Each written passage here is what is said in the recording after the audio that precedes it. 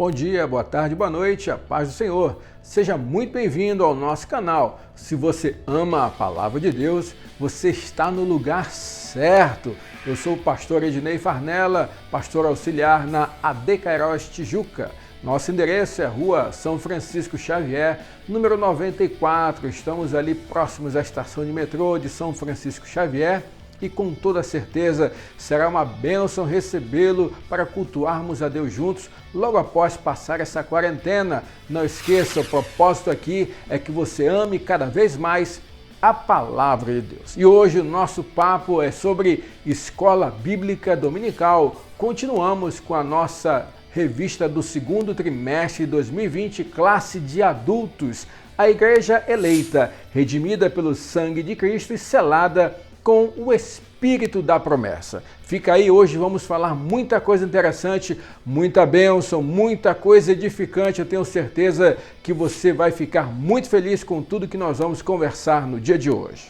Hoje vamos conversar sobre a lição de número 3 da nossa revista. E olha que tema interessante, eleição e predestinação. Isso mesmo, chegou o dia. Você estava aguardando esse dia especial que nós iremos conversar sobre isso? Então nós vamos conversar à luz da carta de Paulo aos Efésios, tratando especificamente de 3 tópicos. Tópico de número 1, eleitos para uma vida santa e irrepreensível. Tópico de número 2, predestinados para filhos de adoção. E tópico de número 3, sublimidade do propósito divino na predestinação. Vamos então ao nosso textuário, sem perder tempo, que hoje temos muita coisa para conversar. Efésios, capítulo de número 1, versículos 4 e 5, diz assim: como também nos elegeu nele antes da fundação do mundo, para que fôssemos santos e irrepreensíveis diante dele em amor, e nos predestinou para filhos de adoção por Jesus Cristo, para si mesmo, segundo o beneplácito de sua vontade. Vamos à nossa verdade prática? Segundo a sua presciência, Deus elegeu e predestinou para a salvação os que creriam e perseverariam na fé em Cristo Jesus. O objetivo geral da nossa lição é o seguinte: informar que Deus soube de antemão, por meio de sua presciência, quais pessoas creriam e que em Cristo Jesus seriam predestinadas a receber bênçãos espirituais. Na nossa leitura bíblica em classe, Efésios capítulo de número 1, versículo de 4 a 12. Como também nos elegeu nele antes da fundação do mundo, para sermos santos e irrepreensíveis diante dele em amor, e nos predestinou para filhos de adoção por Jesus Cristo para si mesmo, segundo o beneplácito de sua vontade. Versículo 6. Para louvor e glória da sua graça, pela qual nos fez agradáveis para si no amado, em que temos a redenção pelo seu sangue, a remissão das ofensas, segundo as riquezas da sua graça. 8. Que ele tornou abundante para conosco em toda a sabedoria e prudência, descobrindo-nos o mistério da sua vontade, segundo o seu beneplácito que propusera em si mesmo. Versículo 10. De tornar a congregar em Cristo todas as coisas, na dispensação da plenitude dos tempos, tanto as que estão nos céus, como as que estão na terra. Nele, digo, em que também fomos feitos herança, havendo sido predestinados conforme o propósito daquele que faz todas as coisas, segundo o conselho da sua vontade, com o fim de sermos para o louvor da sua glória, nós, os que primeiro esperamos em Cristo. O ponto central dessa lição é o seguinte: a eleição é segundo a presciência de Deus. Nós vamos conversar muito ao longo dessa lição a respeito da eleição e da predestinação. Mas vamos iniciar a nossa classe orando ao Senhor?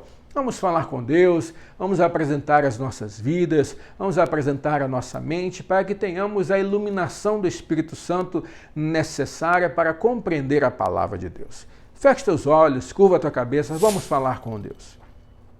Pai, muito obrigado, Senhor. Obrigado por esse momento em que estamos aqui para aprender um pouco mais da Tua Palavra. Te apresento a minha vida e me coloco em tuas mãos para ser instrumento útil para a bênção desse irmão e dessa irmã, Senhor.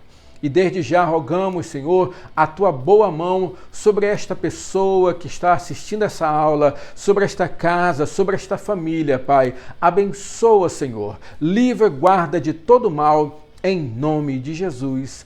Amém e amém, Senhor. Eu queria começar esse bate-papo nosso de hoje fazendo a seguinte pergunta para você. Você conhece a corrente teológica da sua denominação? Entenda, querido, porque com a questão da internet, com a questão das aulas online, que é bom por um lado, mas temos uma questão problemática do outro, porque às vezes você está dentro de uma igreja e ouve um outro pastor, ouve um outro ensino de uma outra denominação e fica misturando, você não sabe se aquilo é o que a tua denominação acredita ou não é o que a tua denominação acredita. Então, vale lembrar, esta aula é da Igreja Assembleia de Deus, nós somos de uma denominação pentecostal, então seguimos essa linha teológica que estaremos tratando aqui com você. Para isso, para os nossos irmãos assembleanos, eu sempre recomendo a declaração de fé das Assembleias de Deus. Eu sei que tem outros irmãos que não são assembleianos que usam também essa revista, mas é bom saber, daqui é que é tirada toda a questão teológica, a questão doutrinária do que as Assembleias de Deus, o que as revistas Lições Bíblicas da CPAD entendem à luz das Escrituras Sagradas, daquilo que a Palavra de Deus traz para cada um de nós. Então, recomendo. A segunda pergunta que eu faço para a gente iniciar essa aula é a seguinte: você sabe o que é soteriologia? Hoje nós vamos tratar sobre esse tema do início ao fim, soteriologia. Antes de falar o que é soteriologia em si, eu gostaria de dizer que há 10 grandes temas que são discutidos, que são estudados pela teologia. Eu sempre gosto de contar uma história para que a gente aprenda quais são esses 10 grandes temas. Vamos comigo? A história que vamos contar é a seguinte, para entender os 10 grandes temas da teologia sistemática. Começa assim. Tudo começa onde Deus se revela. Deus se revela por meio da sua palavra para o homem. Então nós precisamos estudar o grande primeiro tema da teologia sistemática, que é bibliologia. A Bíblia apresenta Deus em 3 pessoas. Então nós precisamos estudar as 3. Quais são elas? Primeiro é o Pai. Então nós estudamos a teontologia ou a teologia propriamente dito. Nós também estudamos o Filho, aí na cristologia, e estudamos também o Espírito Santo na pneumatologia.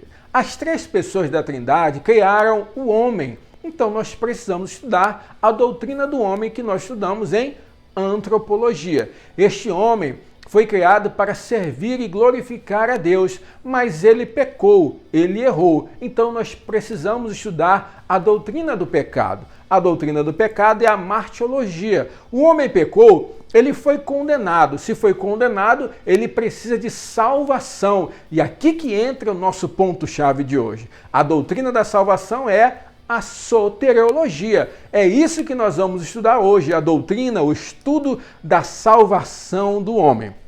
O homem é salvo para fazer parte de uma comunidade chamada igreja. Então nós precisamos também estudar igreja em eclesiologia. A igreja tem à sua disposição seres celestiais, angelicais, para a servirem, que são os anjos. Então nós precisamos estudar a angelologia ou angeologia em outras terminações.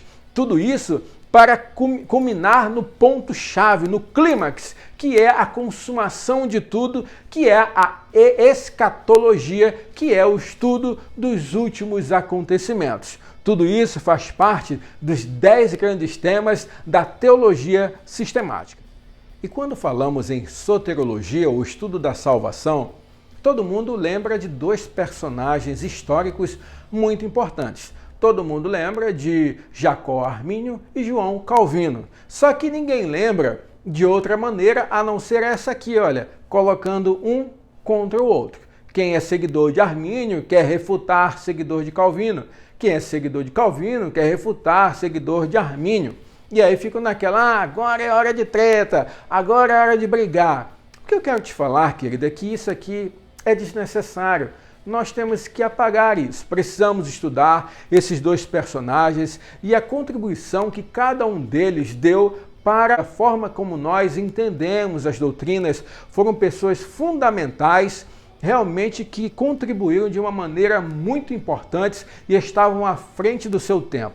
Precisamos respeitar, entender que são visões diferentes de entender, da forma como entendemos as Escrituras. No entanto, eu não posso dizer que um herege, outro herege, ficar nessas desavenças desnecessárias. São nossos irmãos em Cristo. Nós somos de teologia pentecostal. Quanto à soteriologia, ou seja, a salvação, nós somos influenciados por Jacó Armínio. Nós somos influenciados. No entanto, nós professamos uma teologia própria. Os pentecostais não são simplesmente arminianos. Eles, na verdade, possuem uma teologia bíblico-pentecostal de soteriologia arminiana. Ou seja, Armínio contribuiu com a teologia pentecostal na questão da soteriologia, mas como nós vimos, são 10 grandes temas da teologia sistemática. Então dizer que os pentecostais são arminianos é simplesmente reduzir a pouco, ou melhor, reduzir a poucos temas aqueles que são explorados pela teologia pentecostal. Quando nós falamos em calvinismo no Brasil, nós temos uma vasta opção de livros publicados, muitos pastores renomados, muita gente de gabarito realmente que você pode encontrar literatura facilmente. Mas quando nós falamos de arminianismo, de Jacó Armínio, nós temos uma certa dificuldade. Portanto, hoje eu quero te dar uma dica de algumas literaturas que você deve, como arminiano, como pentecostal, adquirir, estudar, para que você entenda realmente como houve aquele pensamento, de que forma esse pensamento foi estruturado. Eu quero te dar uma indicação aqui de 3 obras. Olha só, a primeira obra é essa aqui, ó, de Roger Wolson, Teologia Arminiana, esse vermelhinho, Mitos e Verdades, da editora Reflexão. Também da editora Reflexão, Jacó Armínio comentando Romanos 9. Isso aqui é muito importante, porque Romanos 9 é muito utilizado para bater, para refutar a questão do arminianismo. Então aqui é o próprio comentário traduzido pelo pastor Carlos Augusto Vailate, ele traz então o comentário do próprio Jacó Armínio com relação a Romanos 9. E aqui tem outra questão aqui, muito bom esse livro, Eleição Condicional, do pastor Tiago Titilo, que foi inclusive meu professor de seminário. Um abraço, pastor Titilo, que Deus continue abençoando o seu ministério. Quando você quer falar sobre contribuição arminiana no Brasil, procure Editora Reflexão. A Editora Reflexão tem trazido muitas obras importantes, muitas obras que podem contribuir com a nossa visão sobre a construção desse movimento, da forma de pensar na soteriologia arminiana. Queridos, nós acreditamos em eleição e predestinação, sabe? Uma coisa que é colocada como mito é dizer, não, pentecostal não acredita em eleição. Pentecostal não acredita em predestinação. Quem falou isso para você?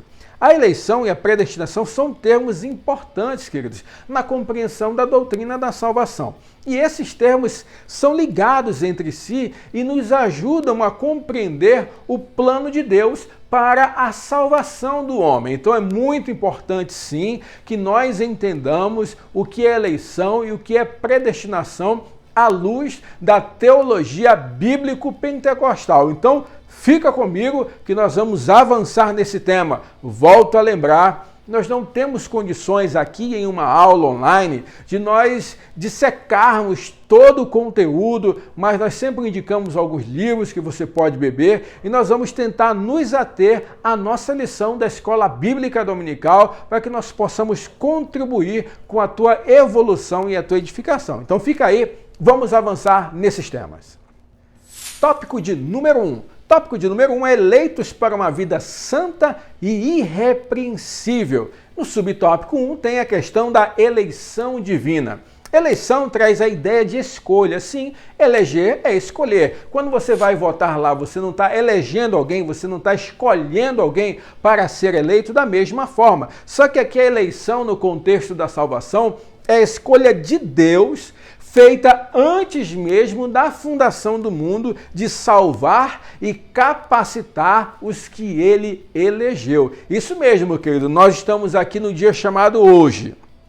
Eu estou aqui, você está assistindo essa aula, mas lá antes da fundação do mundo, Deus já estava elegendo aqueles que seriam salvos. E de que forma isso acontece? Calma, não me bate ainda, nós vamos compreender isso. Vou tentar ser o mais simples possível para você, tá bom? Caso você não compreenda, 2 presentes eu vou te dar. É que nós vamos deixar esses slides em PDF aqui nos comentários, aqui embaixo. Você pode baixar para você acompanhar com calma depois. E eu vou deixar também à disposição os comentários para você colocar as suas dúvidas. Coloca nos comentários, nós iremos pessoalmente responder. E aqueles que nós não respondermos pessoalmente, nós temos os nossos professores abençoados da Escola Bíblica Dominical que vão nos ajudar nessa resposta. Então, os comentários aqui embaixo, olha, são para você colocar as suas dúvidas com relação a essa aula. Nós precisamos entender 3 aspectos da salvação. Aparece ali em Efésios, no capítulo 1, logo no versículo de número 4, que nós lemos aqui no nosso texto bíblico, a nossa leitura bíblica.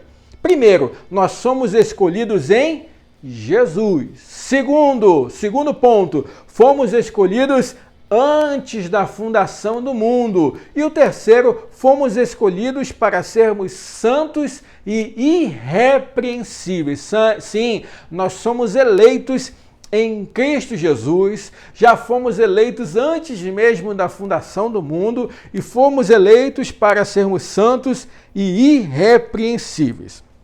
Então, guarde esse conceito. A eleição de pessoas ocorre somente em união com Jesus Cristo e ninguém é eleito sem estar unido a Cristo pela fé. Então, nós temos aí um requisito da eleição. O requisito é a fé em Jesus Cristo. Logo, todo aquele que crê em Jesus é um eleito.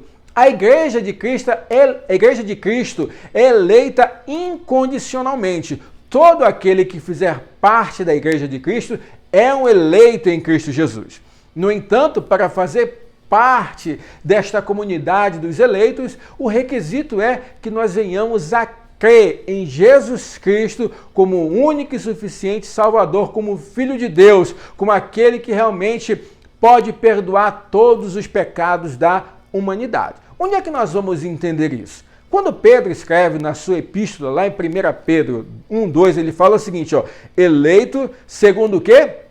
A presciência de Deus Pai. Olha só, a eleição que nós estamos falando não é uma eleição como a maioria das pessoas entendem, na questão de dizer, não, você está determinado que você vai para o céu, está determinado que você vai para o inferno. Não, Pedro está dizendo que nós somos eleitos segundo a presciência de Deus. Lembre, nós estamos aqui, Deus está na eternidade. E lá antes da fundação do mundo, ele já sabia o que estaria acontecendo hoje. As pessoas queriam se render, queriam começar a ter fé, a acreditar, a ouvir o Evangelho e não resistir à graça que era colocado a todos eles. Olha, vamos continuar. Em santificação do Espírito, para obediência à expersão do sangue de Jesus Cristo, graça e paz vos sejam multiplicadas. E quais são as condições dessa eleição? Subtópico 2. A eleição para a salvação em Cristo é oferecida para todos. Então, a condição dessa eleição qual é? A primeira é oferecida para todos, ou seja, que Jesus Cristo morreu e a graça estava disponível para toda a humanidade. Onde é que nós vemos isso? João, capítulo 3, no versículo 16, diz assim, porque Deus amou o mundo de tal maneira que deu o seu Filho unigênito para que todo aquele que nele crê não pereça, mas tenha vida eterna. Então Deus amou o mundo todo, e todo aquele que nele crê não pereça, mas tenha vida eterna. Primeira carta de Paulo a Timóteo, no capítulo 2, dos versículos 4 a 6, Paulo vai falar assim, o qual deseja que todos os homens sejam salvos. Então a vontade do nosso Deus é o quê? Que todos os homens sejam salvos e cheguem ao pleno conhecimento da verdade. Porque há um só Deus e um só mediador entre Deus e os homens, Cristo Jesus, homem, o qual a si mesmo se deu em resgate por quais? Por todos. Então, mais uma vez, é a graça, o sacrifício de Jesus que estaria alcançando toda a humanidade. Testemunho que se deve prestar em tempos oportunos, mas não para aí. Tito, no capítulo 2, no versículo de número 11, fala assim: porquanto a graça de Deus se manifestou salvadora a quem? A todos os homens. Mais uma vez, a graça alcançando todos os homens. E não para aí. 1 João 2, 1 e 2 fala assim: filhinhos meus, estas coisas vos escrevo para que não pequeis. Se todavia alguém pecar, temos advogado junto ao Pai, Jesus Cristo justo, e ele é a propiciação pelos nossos pecados, e não somente pelos nossos próprios, mas ainda pelos quê? Do mundo inteiro. Ou seja, Jesus Cristo é o sacrifício que fez a propiciação pelos pecados do mundo inteiro. Lembrando que o sacrifício de Jesus alcança os meus pecados de ontem, os meus pecados de hoje e os meus pecados de amanhã também. A esta questão, nós damos o nome na teologia de expiação ilimitada, ou seja, o sacrifício de Jesus não foi apenas por algumas pessoas. O sacrifício de Jesus na cruz do Calvário foi para propiciar, para proporcionar que toda a humanidade tivesse acesso a Deus. A graça de Jesus, ela então estava disponível a todos os homens. É aquilo que a gente chama de graça preveniente, é aquela que opera em nossos corações para permitir que nós possamos então nos render, nos voltar para Deus e acreditar que Jesus é o Filho de Deus. E aqui mais uma indicação de uma obra, aqui Expiação Ilimitada, de Carlos Augusto Valatti, é uma obra muito interessante, mais uma obra da editora Reflexão da série Arminianismo, caso você queira adquirir também.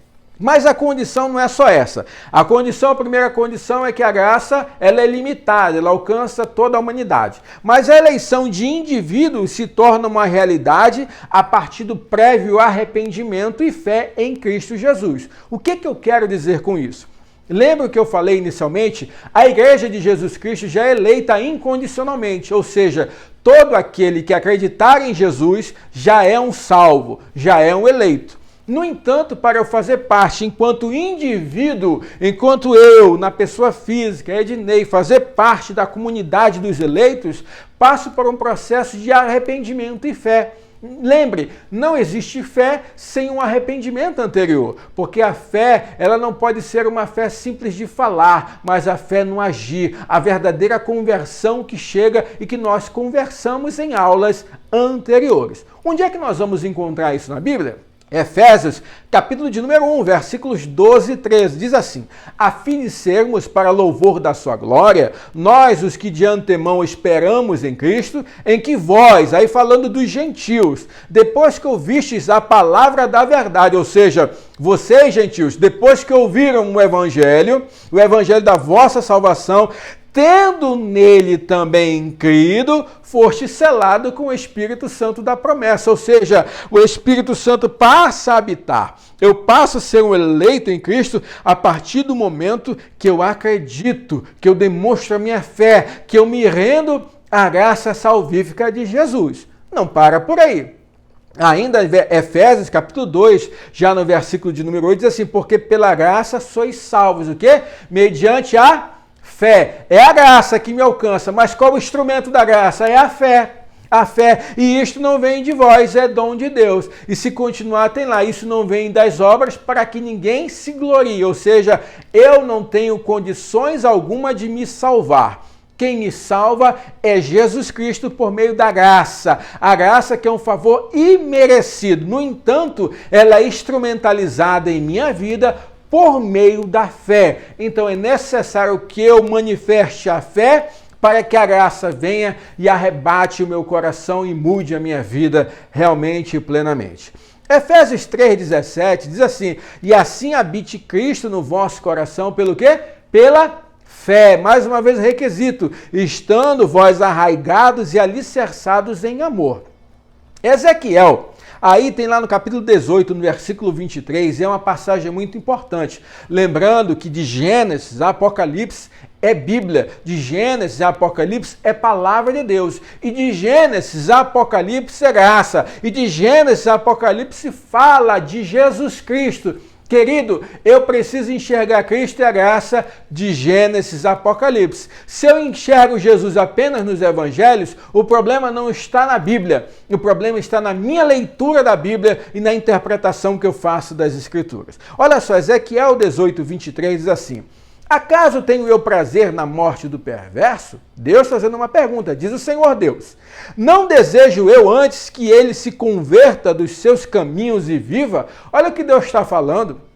Ele está perguntando por meio do seu profeta, dizendo: vocês acham que eu tenho prazer na morte do perverso? Eu quero é que ele se converta e viva. É a vontade de Deus. E olha o versículo 32, também do capítulo 18, dizendo: porque não tenho prazer na morte de ninguém, diz o Senhor. Portanto, convertei-vos e vivei. Deus está falando que eu quero que você se converta. Eu estou te oferecendo a vida. Escolhe, pois, a vida. Eu sou a tua salvação, eu sou a tua vida. É isso que Deus está falando para nós.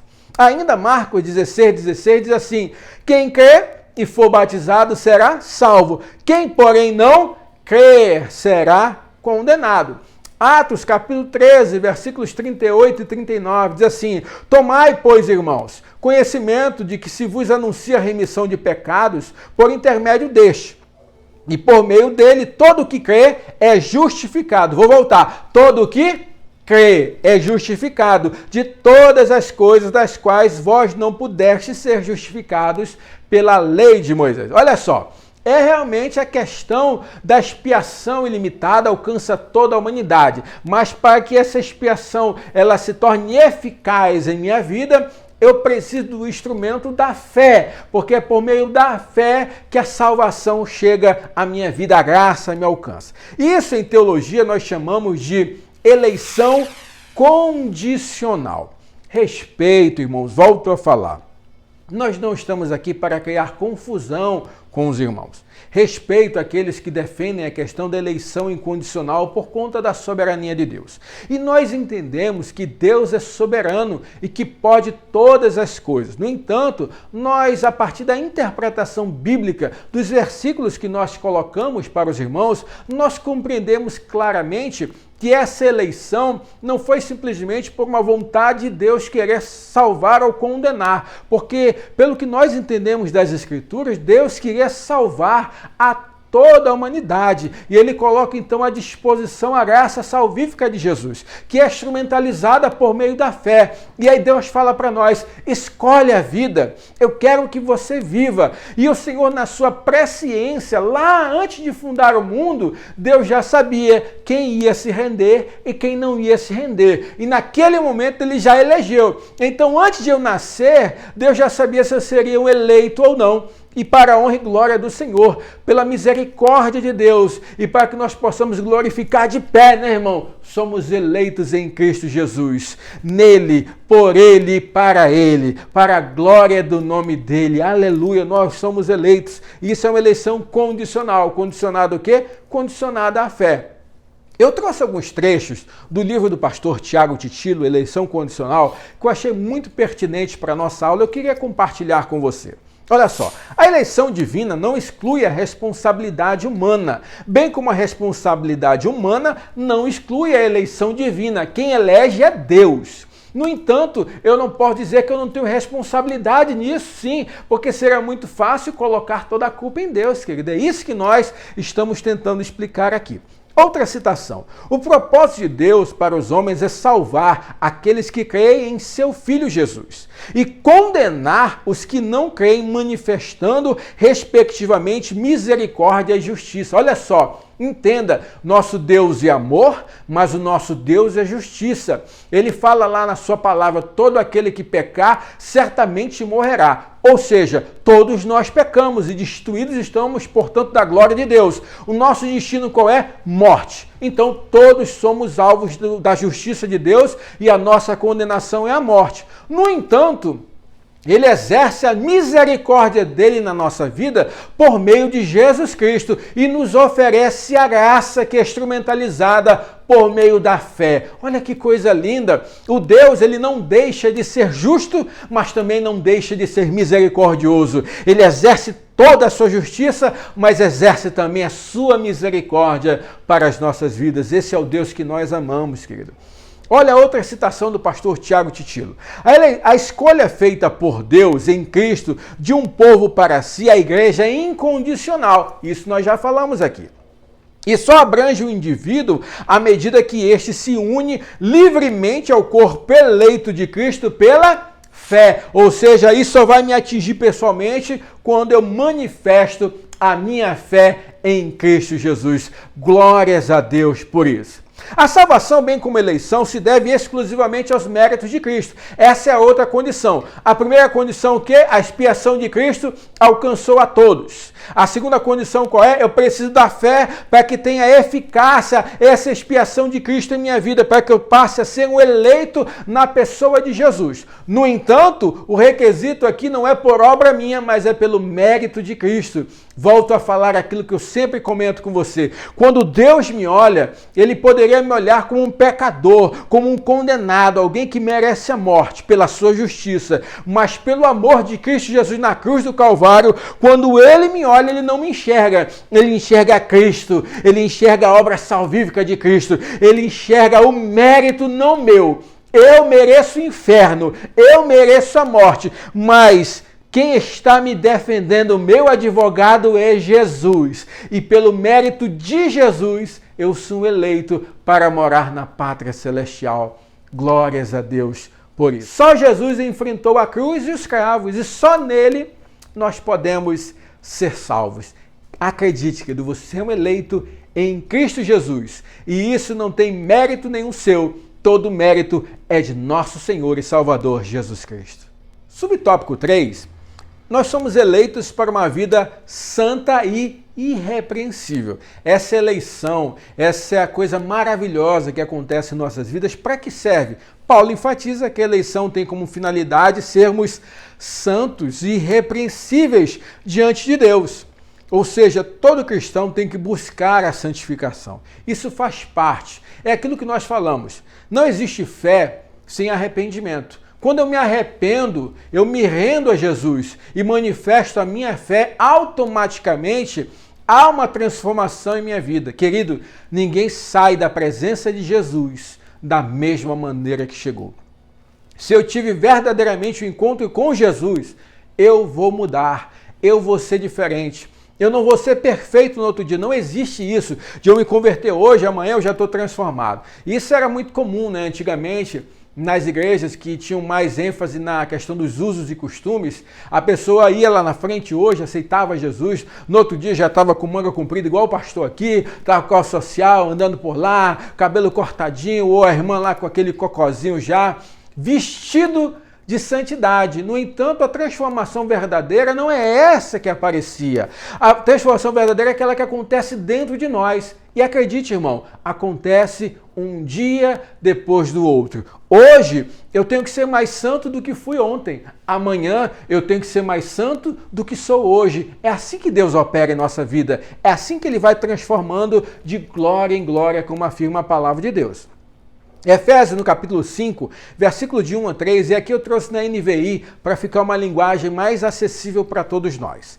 Portanto, sejam imitadores de Deus como filhos amados e vivam em amor, como também Cristo nos amou e se entregou por nós como oferta e sacrifício de aroma agradável a Deus. Olha o versículo 3. Entre vós não deve haver sequer menção de imoralidade sexual, nem de qualquer espécie de impureza de cobiça, pois estas coisas não são próprias para os santos. Você é um santo em Jesus e precisa ser diferente. E o subtópico 4 vai falar justamente isso. Você tem uma nova vida, é a nova vida dos eleitos, porque o Espírito Santo passa a habitar dentro de você. E é esse Espírito Santo que vai nos capacitando a ter uma vida de santificação até chegar na glorificação final, no dia que nós nos encontrarmos com Jesus. Lembra da cosmovisão cristã? Cosmovisão cristã, primeiro criação, depois queda, depois regeneração e depois consumação. Lá na consumação nós estaremos, enfim, à estatura de varão perfeitos, glorificados diante do Deus Todo-Poderoso. Quando Paulo escreve a sua carta aos Coríntios, na sua segunda carta, capítulo 3, versículo 18, fala assim: e todos nós, com o rosto desvendado, contemplando como por espelho a glória do Senhor, somos transformados o quê? De glória em glória, na sua própria imagem, como pelo Senhor o Espírito. Ou seja, o Espírito vai trabalhando em nós e nós estamos olhando aquele espelho não vendo a nós mesmos, mas vendo a Cristo Jesus, cada dia mais parecido com Ele, de glória em glória sendo transformados. E assim chegamos ao fim do tópico 1, talvez o tópico mais problemático de hoje. Calma, não desiste ainda, agora vai ficar mais leve, agora nós vamos navegar, agora nós vamos um pouco mais rápido. Se segura aí porque vai acelerar. E a síntese do tópico 1 é a seguinte: a eleição ocorre por iniciativa do próprio Deus, por causa da obra de Cristo, sem mérito humano. Ou seja, tudo provém de Deus, tudo volta para Deus e tudo é para a glorificação de Deus. Tópico de número 2. O tópico de número 2 é predestinados para filhos de adoção. E o subtópico 1 é a predestinação. Depois desse tópico 1 que nós falamos da eleição, o pastor vai até beber um gole d'água, irmão, que não foi fácil não. Mas vamos falar de outro tema muito problemático: predestinação. A palavra predestinar mostra que o destino dos eleitos foi feito na eternidade. E aí eu coloco assim: nós acreditamos na predestinação. Que isso, pastor Ednei, eu sou penteca. Penteca não acredita na predestinação, irmão. Você acredita sim na predestinação. Afinal, está na Bíblia, claramente em vários textos. Agora nós precisamos entender aqui, olha, nesse texto de Paulo aos Efésios, no capítulo de número 1, no versículo 5, ele fala assim, ó: em amor, nos predestinou. Olha a predestinação aí, como é que você não pode acreditar nela? Para sermos adotados como filhos por meio de Jesus Cristo, conforme o bom propósito da sua vontade. Aí essa palavra predestinou, ela vem do grego aí, proorizou, que vem do pro, que indica antes, e o orizou, que significa determinar, ou seja, determinou antes. É algo que é literalmente isso, determinou antes, é predeterminou. Ou seja, na Bíblia de Estudo Pentecostal, e aí eu indico para os irmãos a boa Bíblia de Estudo a nível pentecostal, ela fala o seguinte, olha, que a predestinação se aplica aos propósitos de Deus inclusos na eleição, ou seja, que a eleição é a escolha feita por Deus em Cristo de um povo para si. Vou repetir, a eleição é a escolha feita por Deus em Cristo de um povo para si. A predestinação dos salvos, isso está na nossa declaração de fé, é precedida pelo conhecimento prévio de Deus, daqueles que diante do chamamento do Evangelho recebem a Cristo como seu Salvador pessoal e perseveram até o fim. Nós já falamos, nós já explicamos isso. Deus já predestinou aqueles que seriam eleitos. De que forma? Pela sua presciência. Deus já sabia hoje que você estaria assistindo essa escola bíblica dominical. No entanto, isso não exime o homem da responsabilidade, porque Deus fala, olha, eu não quero que nenhum homem se perca, eu não quero que nenhum homem morra, se converta. Então a responsabilidade em arrepender-se e em converter-se é nossa, mas o mérito é todo de Jesus. Quero trazer mais um trecho do livro do pastor Tiago Titilo, Eleição Condicional, que diz assim, ó: Deus, em sua onisciência, pôde escolher desde a eternidade aqueles que ele anteviu em Cristo, como pessoas que corresponderiam ao seu amor, para formar o seu povo predestinado à glória. Olha só que coisa bonita. Deus já anteviu aqueles que estariam hoje rendidos a Cristo. Irmão Ednei, pastor, onde é que está isso na Bíblia? Paulo, quando escreve aos Romanos, olha só, no capítulo 8, versículo 28, diz assim, sabemos que todas as coisas cooperam para o bem daqueles que amam a Deus, daqueles que são chamados segundo o seu propósito. É interessante que a gente usa esse texto fora de contexto. E olha o que Paulo, na verdade, está querendo falar. No versículo 29, ele fala assim, porquanto aos que de antemão, o quê? Conheceu, ou seja, antes Deus já havia conhecido, também os predestinou para serem conformes à imagem do seu Filho, a fim de que ele seja o primogênito entre muitos irmãos. Ou seja, Deus de antemão conhecia, na sua presciência, ele já sabia quem ia se render. Então a esses ele já elegeu lá na eternidade, que seria aqueles eleitos, não em nós mesmos, mas eleitos em Cristo Jesus, o verdadeiro eleito. Querido, o eleito é Cristo. Ele é eleito incondicionalmente. Ele é o mérito, é o que tem o mérito, é aquele que tem a glória, ele que tem realmente toda a majestade. Nós, nele, somos eleitos. Por meio dele somos eleitos. Para ele nós somos eleitos. Nós precisamos entender isso. E por isso que a teologia bíblico-pentecostal, de soteriologia arminiana, rejeita a dupla predestinação. Mais uma vez volto a falar, todo respeito aos nossos irmãos que acreditam na dupla predestinação. No entanto, nós de teologia bíblico-pentecostal, de soteriologia arminiana, nós não acreditamos que Deus ele escolhe em sua soberania aqueles que serão salvos e também escolhe em sua soberania aqueles que serão condenados. Nós não entendemos Deus dessa maneira à luz das Escrituras. Então nós entendemos sim que a graça é manifestada a todos e a responsabilidade humana vai no sentido de crer em Jesus, se arrepender dos seus pecados. Não quer dizer que eu estou, nesse momento, contribuindo com a minha salvação. Não, pelo contrário, eu tenho que reconhecer que eu não posso fazer nada para me salvar e acreditar totalmente que a minha salvação vem única e exclusivamente pelos méritos de Jesus Cristo, a quem eu me rendo. Então, por isso, neste momento, eu sou um eleito, um predestinado em Cristo Jesus. Nós somos chamados para sermos filhos por adoção. Por não ser uma realidade judaica, é interessante que você não observa essa palavra adoção, adotar, adotivo, num contexto judaico, porque isso não existia na civilização judaica. Mas na questão do direito romano, isso era muito comum. E Paulo estava falando para uma igreja gentia, para nós que somos gentios. E você sabe, no ordenamento jurídico brasileiro, a adoção também ela é importantíssima. Ela realmente faz parte do nosso ordenamento jurídico há muito tempo e ela traz uma conotação de direito que é inequívoca e real para aquele que é adotado, a si mesmo, como as Escrituras Sagradas falam de nós a respeito da obra de Jesus. Onde é que está isso? Romanos 8,15 fala: pois vocês não receberam o Espírito que os escravize para novamente temer, mas receberam o Espírito que os adota como filhos por meio do qual clamamos, Abba, Pai. Romanos 9,4. O povo de Israel, deles é a adoção de filhos, deles é a glória divina, as alianças, a concessão da lei, a adoração no templo e as promessas. Gálatas 4,5.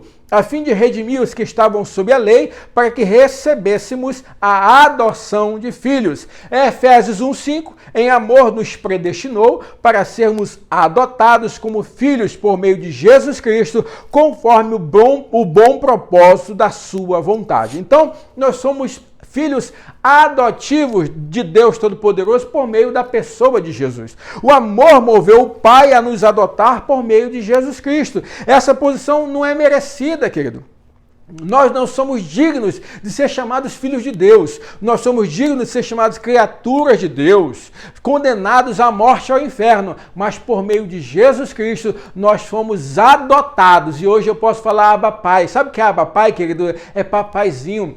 Pai querido, requer intimidade. Hoje você pode falar a Deus com intimidade por conta da obra salvífica e meritória de nosso Senhor Jesus Cristo. E quais são os privilégios dessa adoção? Entenda o seguinte, Paulo usa isso por entender que essa linguagem era muito clara para aqueles que ouviam. Por isso que é importante, quando a gente vai estudar a Bíblia, eu falo, irmão, ame a palavra de Deus, estude a palavra de Deus, estude a Bíblia com vontade. Mas eu vou falar uma coisa que pode soar até estranho, mas não basta apenas ler o que está na Bíblia. Eu preciso entender o contexto histórico, eu preciso entender da cultura judaica, eu preciso entender naquele momento o Império Romano que dominava. Então eram as leis romanas que valiam ali naquela época. E essa linguagem que Paulo usa era de conhecimento notório daqueles que o escutavam. Então nós precisamos entender. Vou ler a carta aos Efésios, então tem que entender em que momento Paulo escreveu, para quem ele escreveu, qual era o contexto e qual era o objetivo. Isso tem que estar claro na minha cabeça quando eu vou ler as Escrituras Sagradas. Mas volto a repetir, Bíblia é a palavra de Deus sem sombra de dúvida. E o que isso significa para nós em termos de direito? Observe, Deus nos adotou, ou seja, nós somos herdeiros de Deus e co-herdeiros de Cristo. Lembre que Cristo era o Filho unigênito e agora ele passa a ser o primogênito, ou seja, o primeiro de muitos. Os primeiros de muitos que virão, ou seja, eu e você viemos depois, somos os novos filhinhos do papai ali, Pai querido, nosso Deus Todo-Poderoso. E nós somos herdeiros de quê? Da promessa de Abraão. Querido, isso é tão bonito quando nós lemos essa questão, quando Paulo fala aos Gálatas, lá no capítulo 3, ele vai falar que na promessa que Deus fez lá para Abraão, e já estava falando do herdeiro, daquele que ia herdar a promessa. E ele fala o seguinte, o herdeiro é Cristo. Gálatas 3:29 fala, e se vocês são de Cristo, são descendência de Abraão e herdeiros segundo a promessa. Porque ele fala em Gálatas 3 o seguinte, que ali Deus não estava falando para Abraão da descendência, mas estava falando do descendente. E quem é o descendente? É Jesus Cristo, que é o herdeiro legítimo da promessa, e nós somos co-herdeiros com ele, porque fomos adotados por Deus Pai. E somos herdeiros também o quê? Da vida eterna. Tito 3,7 fala, ele o fez a fim de que, justificados por sua graça, nos tornemos seus herdeiros, tendo a esperança da vida eterna. E assim nós encerramos o nosso tópico 2, que em sua síntese é o seguinte, em seus decretos eternos, Deus predestinou os eleitos em Cristo a serem filhos por adoção e herdeiros de todas as bênçãos espirituais. Tópico 1 nós falamos da eleição, tópico 2 nós falamos da predestinação. Então vamos ao nosso tópico de número 3, o último tópico de hoje, que vai falar sobre a sublimidade do propósito divino na predestinação, ou seja, algo sublime esse propósito. Primeiro, na questão da predestinação e salvação. Nós entendemos, que da luz das Escrituras, que Deus não predestinou ninguém para a perdição. Ele predestinou para a salvação. Deus, portanto, deseja que todos se arrependam e se convertam nos seus maus caminhos. Nas 6 vezes que a palavra predestinação aparece no Novo Testamento, sempre é no contexto de salvação e não no contexto de condenação. Então nós acreditamos que há uma ligação intrínseca nesse plano de predestinar, que é para salvar e não para condenar. A Bíblia nos mostra que a redenção divina não foi uma medida emergencial. Ao contrário, querido, ela era o plano imutável do amor de Deus desde sempre. É o nosso subtópico 2, é a predestinação e o amor. Ou seja, no subtópico 1, ele predestinou para salvar e ele predestinou por amor. Isso que é importante, que nós tenhamos a compreensão todos os dias. Todos os dias eu tenho que acordar e dizer muito obrigado, Senhor, por ter me eleito, muito obrigado por ter me predestinado, muito obrigado pela tua graça que eu não mereço. Isso nós temos que ter a consciência vívida em nossos corações de que não há mérito nenhum em nossas obras. Você não luta diariamente pela sua salvação, entenda isso. A tua salvação foi conquistada por Jesus Cristo na cruz do Calvário. Não é obra para que ninguém se glorie. Isso é muito claro na palavra de Deus. Então, a sublimidade dos propósitos eternos da salvação está o quê? No amor de Deus. Olha só, primeira carta de João, Epístola de João, capítulo 4, versículo 10, diz assim: nisto consiste o amor. Não em que nós tenhamos amado a Deus, mas em que Ele nos amou e enviou o seu Filho como propiciação pelos nossos pecados. Isso é o amor de Deus. É Ele manifestando esse amor para a nossa vida por meio de Jesus Cristo.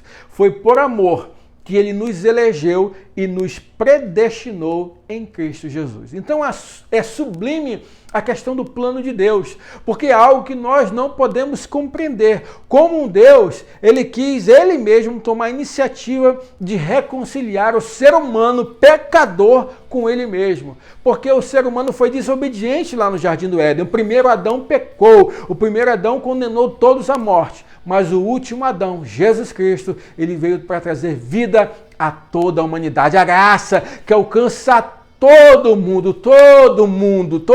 é alvo da graça de Deus. Mas ela é operacionalizada por meio da fé em Jesus Cristo, do arrependimento.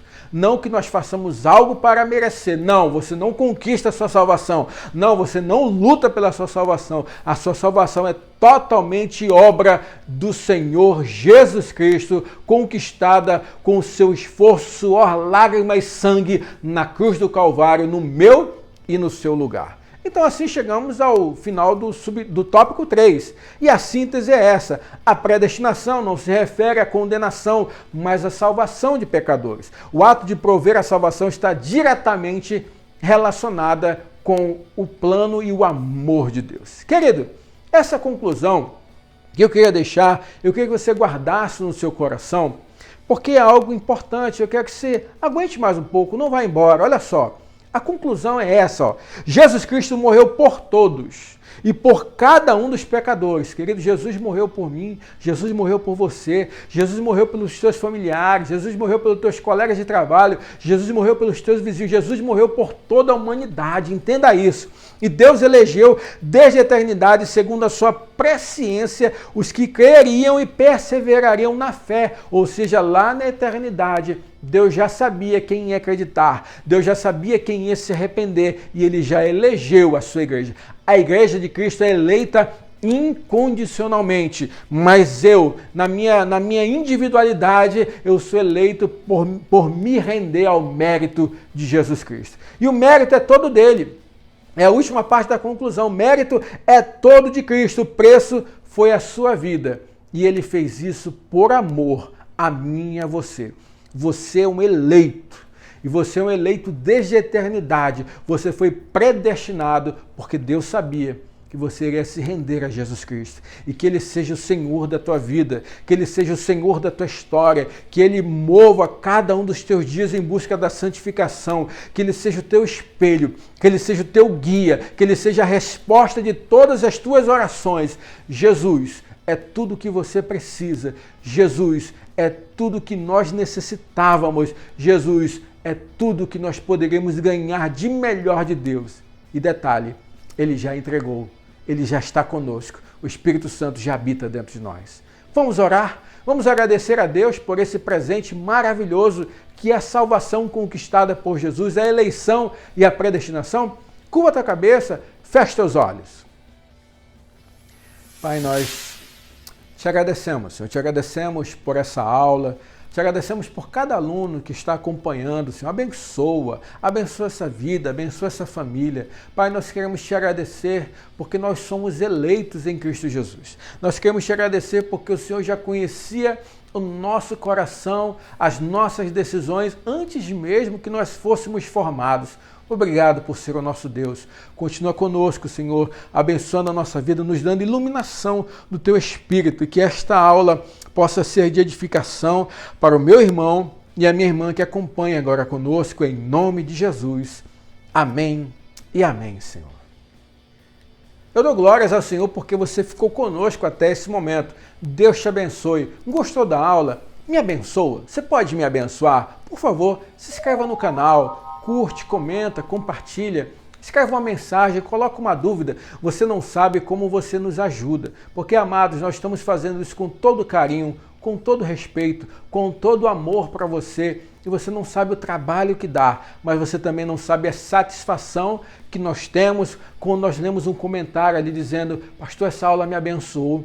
Pastor, Deus falou comigo. Pastor, vou orar pela sua vida. Então, querido, eu quero que você caminhe junto comigo. Eu quero que você ore por mim. Me coloque em suas orações. Coloque a minha família em suas orações. Coloque a minha esposa, minha tia em suas orações. Coloca, meu irmão, porque nós precisamos das suas orações, mas nos ajuda também, nos ajuda a divulgar o canal, vamos espalhar a palavra de Deus, vamos fazer o nosso Deus conhecido. Em uma época em que nós temos escassez de palavra bíblica nos púlpitos, tenha certeza que neste canal nós vamos sempre tratar com responsabilidade a palavra de Deus. Nós somos sim conservadores no que tange a princípios bíblicos, a princípios que são inegociáveis. Nós estamos aqui para caminhar juntos. Deus te abençoe, foi muito bom ter você aqui.